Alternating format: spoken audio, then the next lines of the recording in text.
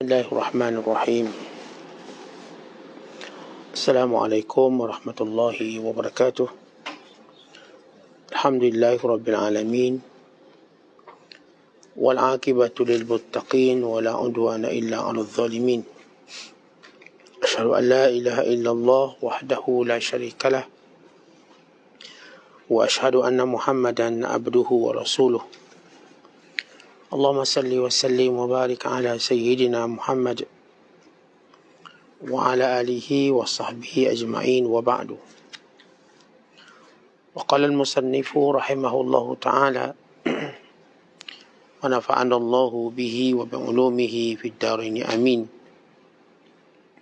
Telah berkata Imam al-Allama Syekh Abdul Qadir Al-Jilani, semoga Allah Ta'ala merahmatinya dan kita mendapat manfaat serta barakah ilmunya.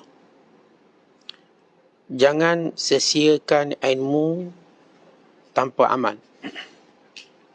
Wahai gulam, engkau telah menyia-nyiakan umurmu belajar kitab bertahun-tahun dan menghafalnya bertahun-tahun tanpa mengamalkan ilmu itu. Apa gunanya ilmu buat dirimu jika tidak diamalkannya? Nabi SAW telah bersabda, telah berkata Allah Azza wa Jalla di hari kiamat kepada para nabi dan ulama, kamu sekalian pengembala manusia, apa yang sudah kamu lakukan pada rakyat kamu? Dia juga berfirman kepada para raja dan orang kaya, kamu sekalian pembendaharaan hartaku. Sudahkah kamu menolong para fakir dan mengendalikan para anak yatim? Serta kamu keluarkan dari harta itu hak aku dari zakat yang aku wajibkan ke atas kamu. Wahai kaumku, ambil pelajaran dari nasihat-nasihat Rasulullah sallallahu alaihi wasallam dan ikut apa yang diajarkan kepada kamu.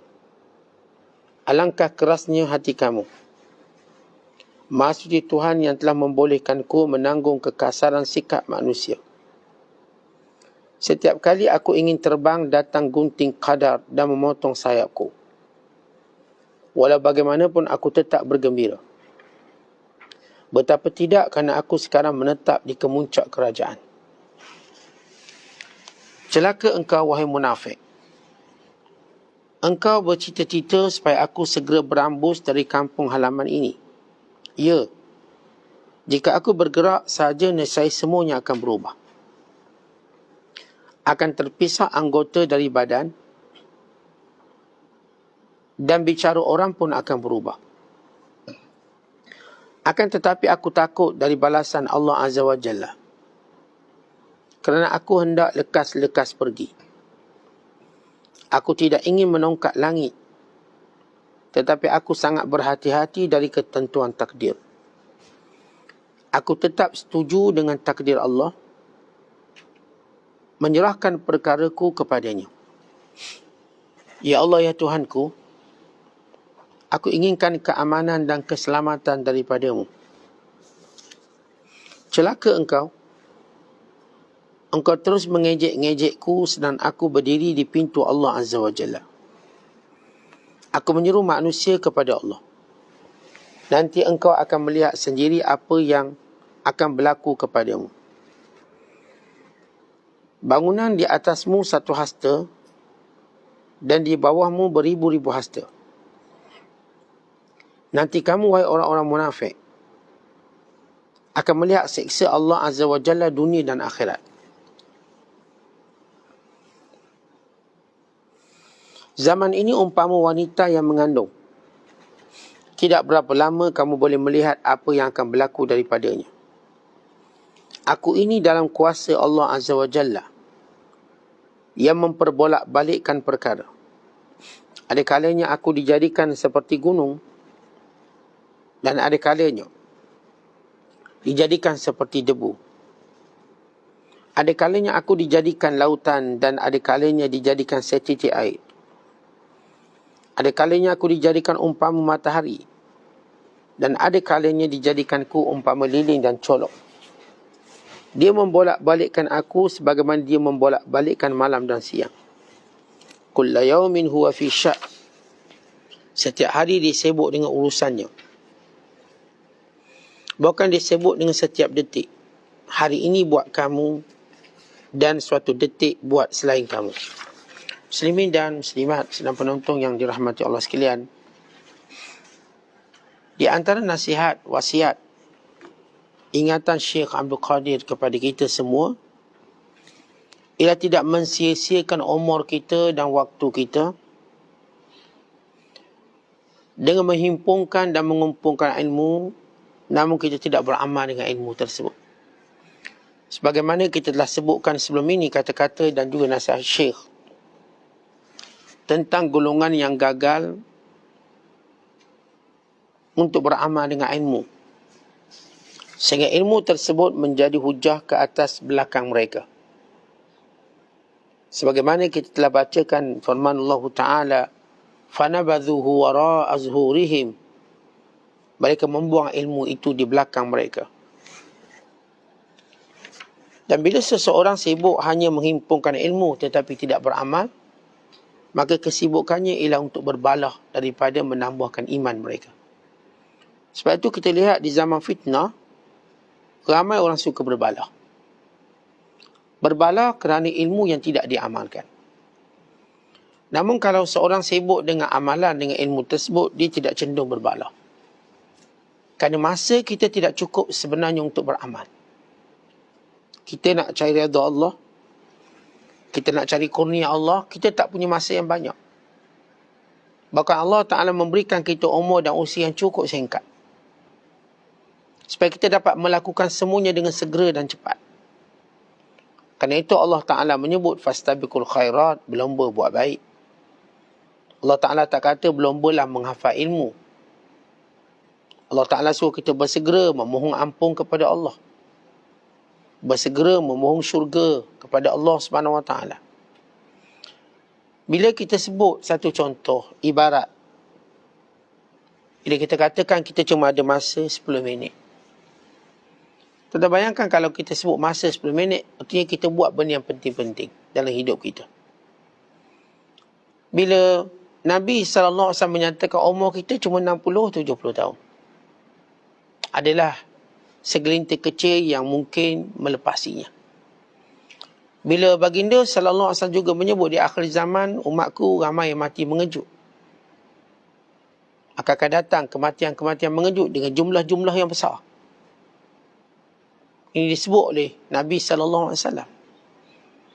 Maka kesemuanya itu menjadi satu indikator petunjuk untuk kita memperbanyakkan amal.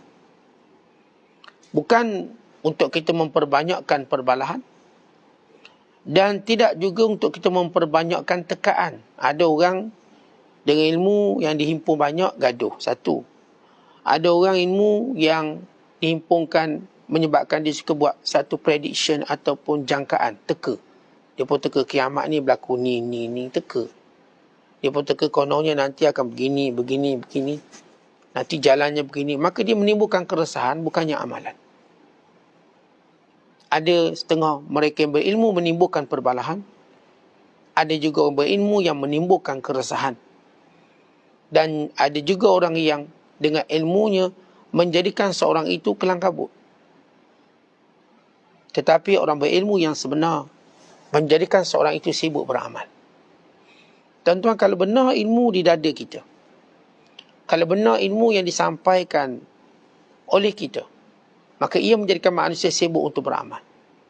Kita tak sibuk nak berbalah. Kita juga tak sibuk untuk teka itu, teka ini. Dah mengaji lah banyak ni teka. Dajjal kat mana? Dajjal keluar bila? Lalu kita pun teka. Lalu kita bercakap berjam-jam lamanya tanpa beri faedah pada kita. Lalu teka, Imam Mahdi ni macam mana pula? Kat mana dia keluar? Siapa? Begitu, begini. Kita cuba meneka. Ya, dalilnya jelas. Dalilnya sebagai pengetahuan, bukan untuk kita teka. Tapi kita mula teka. Teka dan teka. Akhirnya kesibukan kita ke situ. Kita, tuan-tuan, satu ilmu kita dapat. 100 amal yang kita nak buat. Bukan 100 ilmu kita dapat, 1 amal kita nak buat. Bukan. 1 ilmu je saya dapat. Daripada ilmu itu saya nak cambuhkan menjadi 100 amal. Umpama sebatang pokok. Ia cuma sebatang, tapi rantingnya biar 1000. Jangan rantingnya 1000 tapi tak ada batangnya. Maka dia pasti mati. Kita nak sebatang pokok. Cukup sebatang pokok. Tapi ranting ada berapa? 1000. 2000 ranting. Kita nak satu terasa ilmu. Tapi cabang-cabang ilmu tadi, Masya Allah. Bila kita menyebut tentang kelebihan solat, lalu kita memperbanyakkan diri solat dengan segala bentuk solat.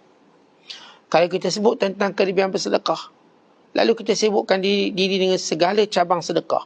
Anak yatim, fakir, miskin, para janda atau ibu tunggalnya, orang yang susah, orang yang memerlukan, orang yang dalam musibah. Cabang-cabang itu membentuk daun-daun yang rindang. Maka boleh kita berteduh. Tapi kalau pokok contoh banyak, tapi tidak mempunyai daun, atau daunnya cuma halus, jadi seperti kangkung saja, maka tak boleh dia berteduh. Tetap berada di bawah, dipijak dan diinjak. Tidak boleh mencapai ke langit. Tetap cuma melata di bumi. Batangnya lebih besar pada daunnya. Maka yang dapat dimakan cuma sedikit daunnya, tapi batangnya tidak mampu untuk menjadikan daun-daunnya itu selebat pokok-pokok yang kita telah sebutkan sebelum ini. Artinya, kesibukan kita beramal. Dan di akhir zaman ini, tuan-tuan sekalian, kita akan jumpa golongan ini terlalu sedikit. Golongan yang nak beramal, mengenepikan perbalahan, kekhilafan dan sebagainya. Kita akan jumpa kelompok-kelompok ini sedikit. Kemudian kata Syekh Abdul Qadir, dengar satu firman Allah. Kelak pada hari kiamat, Allah Ta'ala akan berfirman kepada beberapa golongan. Yang pertama, golongan para nabi dan ulama. Allah Ta'ala berfirman, Antum kuntum ru'atal khalq, fama sana'tum fi ra'ayakum. Kamu semua ini penjaga manusia. Apa yang telah kamu lakukan dalam menjaga manusia? Ya, para nabi dan rasul penjaga manusia. Umpama para nabi itu seumpama pengembala kambing yang akan menjaga semuanya. Bukan maksud kata kita ni kambing. Maksudnya perumpamaan. Menjaga kawanan kambing dengan segala kebajikan, dengan segala perintah dan arahan. Supaya selamat dia keluar dari kandang dan pulang ke kandang. Keluar dalam keadaan lapar, kemudian pulang dalam keadaan kenyang, kemudian berehat. Dan demikian juga ulama yang mengambil alih tugas para nabi. Sebab Nabi SAW menyatakan al-anbiya warasatul anbiya, al-ulama warasatul anbiya. Ulama waris nabi-nabi. Maka dengan ketiadaan para nabi dan rasul, maka ulama mengambil alih peranan. Sebab itu tak perlulah kita cerita-cerita, Ustaz, zaman ni zaman teruk, kalaulah masih ada nabi kan bagus. Ada kadang-kadang timbul persoalan. Bila dia tengok perbalahan umat Islam, pergaduhan, kami rasakan sesuai sekarang Nabi ada. Nabi diturunkan. Dia tak belajar sejarah Nabi dan Rasul. Apakah bila Nabi turun dan diutuskan, semua orang ikut Nabi? Yang berlaku setiap Rasul dan Nabi diutuskan, maka mereka lawan Nabi. Lawan. Bukan membunuh Nabi. Menyebabkan azab Allah akan segera datang. Kalau kita baca mana-mana sejarah para Nabi dan Rasul, mereka tidak diimani dengan sepenuhnya pada zaman mereka. Tapi selepas kewafatan mereka, lalu para ulama berdiri, mengambil tugas, maka ramailah yang beriman. Pada zaman Nabi itu sendiri, Nabi Nuh, 40 orang beriman. Setengah riwayat kata 83 orang. Jadi kalaulah hari ini lahir Nabi, ada Nabi, maka penentangan juga sama. Maka hikmah Allah Ta'ala tak turunkan lagi Nabi supaya kita tak kena bala macam umat dulu kena. Dengan puting beliungnya, dengan banjir. Sebagai satu doa Rasulullah Sallallahu Alaihi Wasallam. Di antara doa Rasulullah, umatnya tidak terkena azab yang menghancurkan semua. Yang disebut sebagai azab isti'sal. Isti'sal, umpama kita cabut pokok dengan akar-akar sekali. Dan ini yang berlaku pada kaum Lut, kaum Nabi Lut, kaum Mu'ad, kaum Samud. Habis tak ada. Mana ada dah bangsa Samud? Bangsa Ad tak ada. Itu kesan bila Nabi dan Rasul diutuskan lalu diingkari. Maka sebagai satu rahmat, tidak ada lagi Nabi sekarang. Maka para ulama mengambil peranan. Ya, kalaupun berlaku penentangan, Allah Ta'ala tak turunkan azab yang menyeluruh. Sehingga mematikan semua sebagai satu rahmat daripada Allah Ta'ala. Ini kita baca sejarah. Ya, kadang-kadang orang melihat perbalan umat Islam, kalaulah ada Nabi, kalau ada Rasul. Saya katakan mereka ni tak baca sejarah. Nabi-Nabi dan Rasul kan bila diutuskan, penentangannya lagi luar biasa. Maka sebagai satu rahmat Allah Ta'ala, baginda sallallahu alaihi wasallam Nabi yang terakhir dan Rasul yang terakhir. Sehingga baginda menyatakan, la Nabi ya ba'di. Dah tak ada Nabi selepas aku. Maka kamu ada ulama. Ia pewaris-pewarisku. Maka ulama-ulama ini, Allah Ta'ala jadikan mereka ini walau berbeza pandangan dan pendapat, mengikutinya satu rahmat. Mengikutinya satu petunjuk. Dan mengikutinya satu hidayah. Ulama-ulama ini umpama bintang-bintang. Semuanya bersifat menerangi. Maka kalau kita ikut fulan, kalau kita ikut syekh ini, kita tak ikut syekh ini, tak ada masalah apa-apa. Ada orang cenderung untuk melihat, belajar dengan ulama' ini, silakan. Yang ni cenderung dengan ulama' ini, silakan. Kita punya pilihan. Maka tidak menjadi satu kesalahan langsung. Maka ini satu rahmat kepada umat Islam. Maka Allah juga berfirman pada ulama', kamu dulu tukang jaga manusia, apa kamu buat? Apakah seluruh usia, seluruh keilmuan yang aku berikan, kamu kongsikan dengan manusia? Ini ditanya. Kemudian Allah akan menghimpunkan segala orang kaya dan raja yang punya pangkat. Semua yang ada pangkat. Lalu Allah berfirman kepada mereka, antum kuntum khazana kunuzi hal wasaltumul fuqara wa rabbaitumul aitam wa akhrajtum minha haqqi. Kamu semua ialah penjaga pembendaharaan aku. Apakah kamu menyampaikan bantuan kepada fakir miskin? Apakah kamu cakna kepada seluruh anak yatim? Adakah kamu mengeluarkan zakat yang merupakan hak yang aku wajibkan? Kalau Nabi dan ulama' ditanya tentang apakah disampaikan ilmunya. Manakala orang yang berharta dan berpangkat ditanya apakah kamu menyampaikan harta dan menyampaikan hak mereka. Penjagaan.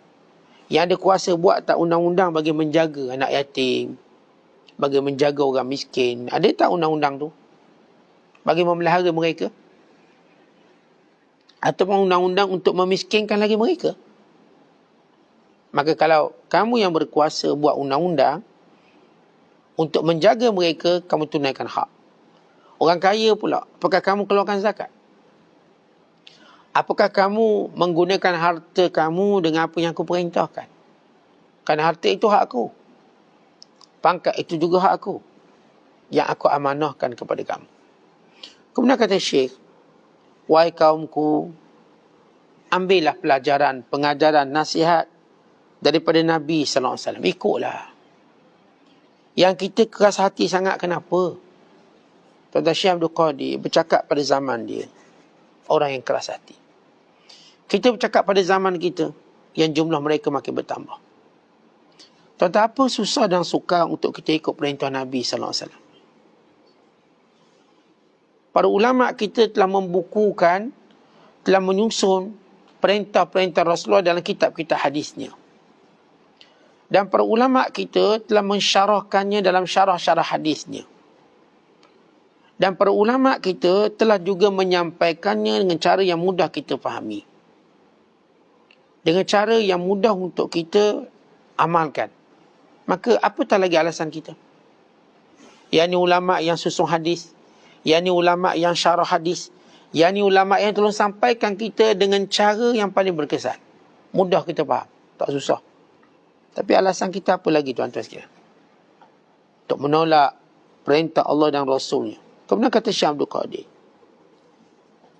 Maha suci Allah. Ya kalau boleh, aku nak terbang je lah. Tak nak peduli kamu. Biar kamu dengan urusan kamu, aku dengan urusan aku. Tetapi ada perintah Allah kepadaku. Ada takdir yang Allah Ta'ala tetapkan aku. Untuk aku melaksanakan tanggungjawab. Ya, aku sudah berada pada puncak kerajaan. Maksudnya aku dah mencapai apa yang aku nak. Menjadi hamba Allah yang taat, yang patuh. Membuang segala sifat mazmumah. Aku sudah berjaya. Alhamdulillah. Ya, boleh je ditinggalkan. Kamu semua. Tetapi kerana perintah Allah SWT. Takdir dan qada Allah kepadaku. Untuk melaksanakan tanggungjawab. Dia, para ulama yang jujur dan setia. Dia tidak akan mementingkan dirinya. Kalau kita melihat ahli bomba yang cuba menyelamatkan orang yang mati kebakaran. Dengan segala peralatan yang dipakai. Dia masih lagi fikirkan keselamatan dia. Tetapi para ulama, sewaktu dia menyelamatkan manusia, dia tidak fikir keselamatan dia. Dia fikir keselamatan orang lain. Umpama seorang ayah dan ibu. Yang waktu menjaga keselamatan anaknya, dia tak mempedulikan nyawanya. Dia cuma kasihkan pada anaknya. Sayang pada anaknya. Demikian Allah berikan roh itu, kasih sayang itu kepada para alim ulama. Bukan sebahagian mereka dipenjara, dibunuh, digantung. Dan sejarah ulama ini, tuan-tuan pernah dengan liku-liku. Kita boleh baca sejarah bagaimana liku-liku yang mereka hadapi. Mereka terpaksa membuang kesenangan, even kebebasan mereka demi menyampaikan kebaikan pada umat. Mereka terpaksa membuang segala kesenangan yang dinikmati oleh orang lain demi semata-mata untuk mereka berkhidmat kepada umat.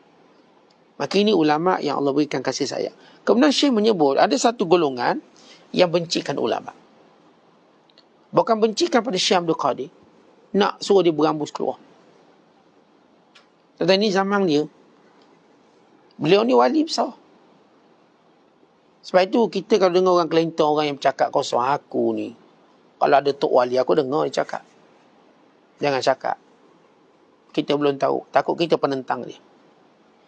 Ya, kadang-kadang tuan-tuan kita bercita-cita biarlah ulama-ulama yang pernah kita baca biodata yang hebat. Ini tok wali, ini orang soleh, ini hebat.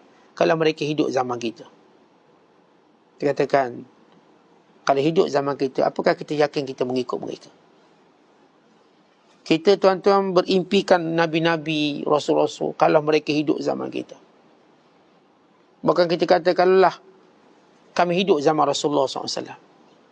Tuan-tuan, tak semudah itu. Apakah kita yakin kita akan ikut Rasulullah? Ini Syekh Abdul Qadir Jilani, pada zamannya pun dilawan oleh orang Islam. Dia tak seharum macam kita cerita hari ni. Oh, sebut Syekh Abdul Qadir. Maka, betapa kita memuliakannya, ilmunya. Tapi tidak pada zaman di mana dia melalui dakwahnya. Tentang umpama mereka para ulama yang harum pada akhir zaman ini, kerana mereka sudah menempuh segala tribulasi pada zaman mereka. Siapa yang tidak pernah menempuh tribulasi pada zaman mereka, dia tidak mungkin harum pada zaman kita. Dan demikian ulama-ulama hari ini, yang kewujudan mereka hari ini mungkin difitnah, ditohmah, dilabel dan sebagainya, untuk mereka harum pada zaman yang akan datang. Ya, mereka mungkin tidak harum pada zaman ini. Kerana beberapa kata-kata mereka, tindakan mereka agak berlawanan dengan hawa nafsu kebanyakan manusia. Tetapi nanti, mereka menjadi harum dengan sewangi-wanginya. Atau kalau kita baca kisah Imam Syafi'i, ramai penentang pendengkinya. Pendengkinya ramai, penentangnya ramai. Sehingga Imam Syafi'i berpindah randah. Pindah dia daripada Iraq, tempat fitnah, pergi ke Mesir. Pun begitu tidak reda fitnah orang ramai terhadapnya. Maka Imam Syafi'i rahimahullah melaluinya dengan penuh kesabaran. Maka kerana itu diharum pada zaman ini. Ia bukan cerita diharum pada zaman dia. Syekh Abdul Qadir cerita, "Hei munafik, kamu bercita-cita supaya aku cepat berambus. Ya, aku boleh berambus keluar. Tetapi ingat, bila aku berambus keluar, ya, mungkin segalanya akan berubah. Kamu boleh buat ikut suka hati kamu, tak ada orang nak tegur. Aku bukan takutkan kamu, aku takutkan Allah. Aku bimbang kalau aku meninggalkan tanggungjawab dan tugas ini, Allah Ta'ala mengazab aku. Allah Ta'ala menghukum aku. Aku tak takut pada kamu. Bila kelompok-kelompok munafik ini yang mengejek-ngejek ulama, kamu ingat, kamu ejek aku berada di pintu Allah. Sebab itu tuan-tuan sekalian, kita cerita orang-orang yang menghina ulama ini bukanlah cerita baru. Cuma yang penting bukan kita salah seorang daripada mereka. Cerita orang ejek ulama, hina ulama, fitnah ulama, ini bukan satu lembaran baru dalam kehidupan orang beragama. Sejarah yang panjang.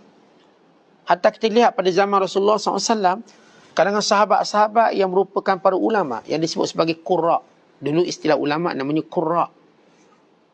Kenapa? Kerana keutamaan untuk jaga Quran. Kerana waktu itu Al-Quran diturunkan, menjadi satu kemuliaan dapat menghafal ayat itu yang fresh turun. Yang turun dengan keadaan waktu itu. Ya, Al-Quran sepanjang masa dia fresh. Yang kita maksudkan pada permulaan turun, bila para sahabat menghafalnya mereka seronok. Sehingga mereka digelar Al-Qurra, para penghafal Al-Quran. Ya, kalau kita sebut Qurra ni pada perkataan Qari. Qurra, kalau kita hari ni Qurra yang mengaji tarannum lah. Dulu tidak sebut Qurra, mereka ulama. Kenapa disebut Qurra? Kerana penekanan ilmu yang pertama ialah wahyu Allah itu sendiri. Penekan tu wahyu. Berbeza kita hari ini penekanannya mungkin pada fiqahnya. Mungkin sekian-sekian. Dahulu penekanan utama pada wahyu itu sendiri. Al-Quran. Lalu dalam satu perang namanya Perang Tabuk. Atau Perang Tabuk, perang terakhir Nabi SAW.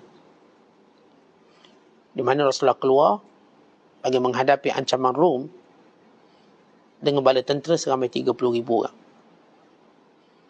Satu perkara kita kena tahu dalam Perang Tabuk ini, orang munafik juga turut sama dalam peperangan. Sebab dahulu mereka tak nak ikut. Sebab memang tak confident menang. Dan mereka juga sayang nyawa. Tapi bila Islam mencapai menang demi menang, mereka mula seronok untuk dapat harta rampasan. Lalu mereka turut perang. Tapi bila mereka perang, bukanlah untuk berperang. Untuk mendapat bahagian harta rampasan perang. Maka dia ceritakan ketika mana dalam peperangan Tabuk sedang berkhemah berehat.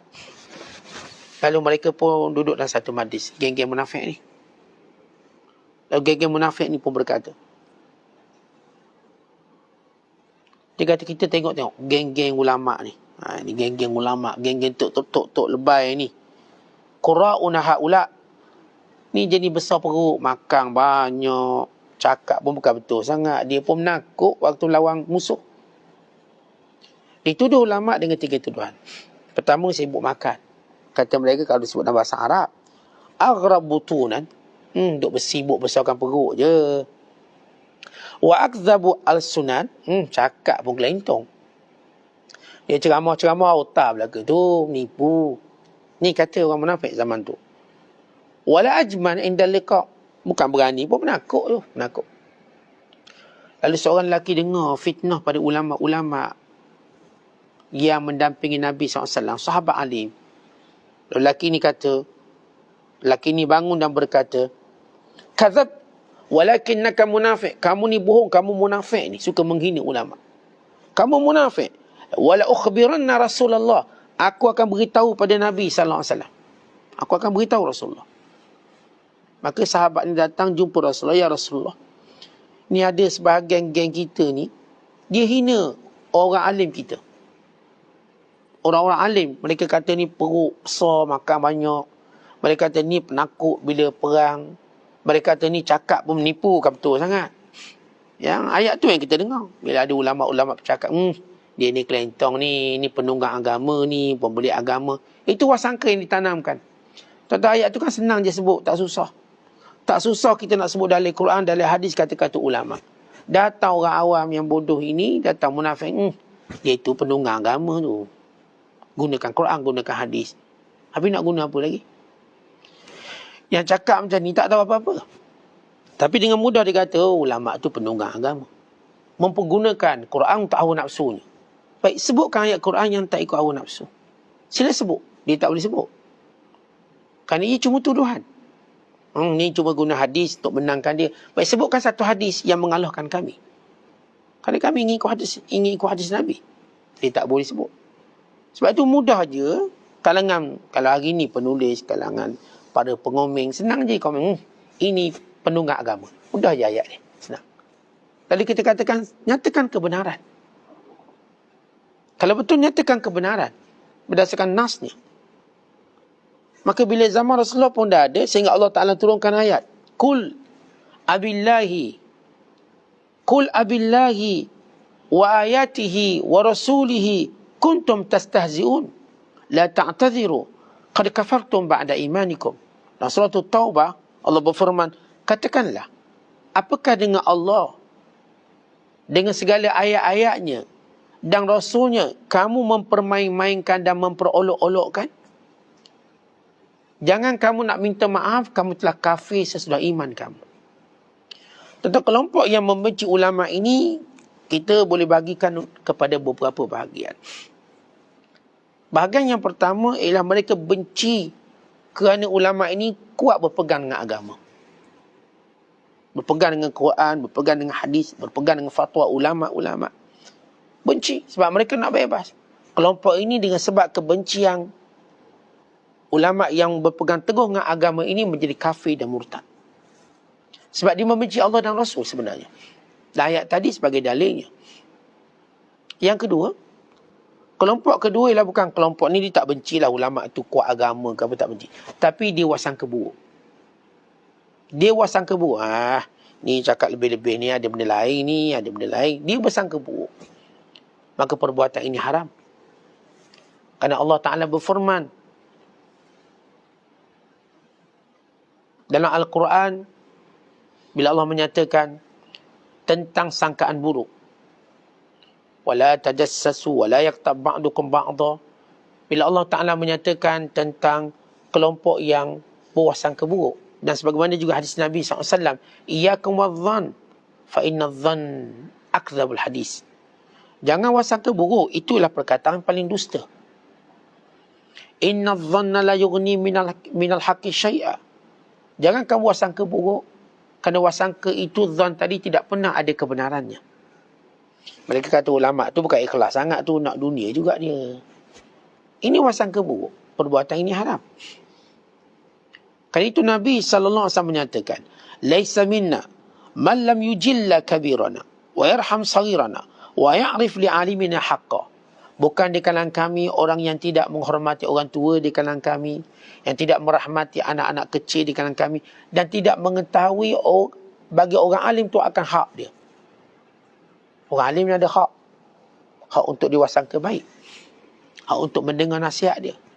Kerana itu kata Nabi SAW, orang yang tak beri hak kepada orang alim bukan kalangan kami. Dan hadis yang lain, Nabi SAW menyatakan, Man adali waliyan faqad azantu bil haq. Hadis kursi, Allah Ta'ala berfirman, yang memusuhi waliku, maka dia berperang dengan aku. Sebab itu Syekh Abdul Qadir Jilani menyebut golongan yang mahu dia berambus keluar, jangan lagi berceramah. Yang menyebut tentang golongan yang mengejek-ngejek dia, wasangka buruk kepadanya. Maka dia berkata, wahai munafik, nanti kamu akan lihat akan kesan dan akibat yang kamu lakukan. Kamu akan lihat bagaimana kesan seksa Allah di dunia dan di akhirat. Jadi, antara ciri-ciri orang munafik ialah menghina ulama. Tentu kita kena hati-hati. Kita jangan menghina ulama-ulama. Sama ada tuan-tuan setuju dengan ulama tu, tuan-tuan tak setuju, menghina jangan. Ya, kita boleh saja tidak bersetuju, kerana kita juga ada orang alim kita. Kita berpegang orang alim ini. Iaitu suatu fushah, kelapangan dalam beragama. Saya nak ikut Syafi'i, mazhab Syafi'i, ya, silakan. Tapi jangan saya menghina Hanafi, ulama-ulama Hanafi. Jangan saya menghina ulama-ulama Maliki. Jangan saya menghina ulama-ulama Hambali. Jangan kita pernah menghina mana-mana ulama walau kita tak sependapat. Jangan terikut dengan orang-orang yang tak tahu nilai ulama. Bila orang tu bukan sahaja dianggap pandangan dia pegang, oh itu bukan pandai tu, itu belajar sendiri tu, tak ada tok guru. Kita menafikan ilmu dia. Tuan-tuan, kita mengakui ilmu para ulama. Katakan kalau saya pegang pada mazhab Syafi'i, bukan bermaksud saya menghina mazhab lain, tidak. Sekali pun saya tak pernah. Saya tidak menghina mana-mana ulama yang lain. Walau bagaimanapun pandangan pendapat mereka, dia orang alim, dia orang soleh. Tapi hari ini tuan-tuan, demi untuk menyokong satu pendapat, kita sanggup menghina ulama lain. Tohmah dengan pelbagai tohmahan. Membodohkan mereka. Walau mereka alim. Hawa nafsu kita menafikan kemuliaan seseorang. Tuan-tuan, hati-hati benda ni. Jangan terjebak. Tuan-tuan, jangan terjebak orang-orang yang cuba untuk menanam perasaan benci kepada ulama-ulama yang tidak sealiran dan sependapat. Jangan terjebak dengan benda itu. Kita katakan kita sayang semua para ulama kita. Kita menyintai semua orang soleh kita. Ya, dan berpegang satu perkara, kita punya pilihan pegang untuk pendapat itu, pendapat ini. Kerana kita meyakininya lebih atau kita rasakan ia lebih bersesuaian. Tetapi menghormati ulama suatu kewajiban untuk umat Islam. Jangan menjadi watak dan sifat para munafik. Kerana siapa yang menghina dan kita katakan mengeji para ulama, dia tak akan selamat agama dia. Bukan kata ulama, ini antara tanda seorang itu mati dalam su'ul khatimah. Antara tanda. Allah akan balai hatinya dengan kematian sebelum jasadnya mati. Sebab itu hati yang hidup sentiasa mencintai ulama, mencintai orang soleh, orang alim. Itu hak mereka, tuan-tuan. Hak mereka kita kena bagi. Macam kita lah, kita duk sayang anak kita, duk benci anak orang lain. Mana boleh? Ni anak tuan-tuan, tuan sayang. Tapi jangan benci anak-anak orang lain. Kan naluri orang lain pada anak-anak dia juga macam naluri kita pada anak-anak kita. Maka kita menghormatinya. Kalau tuan-tuan tak boleh sayang anak orang lain, tuan-tuan menghormati anak-anak orang lain.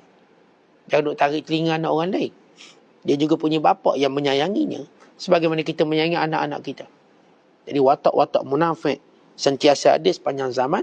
Ia boleh dikenali dengan mudah bila mereka membenci para alim ulama. Wallahu a'la wa a'lam bissawab. Assalamualaikum warahmatullahi wabarakatuh.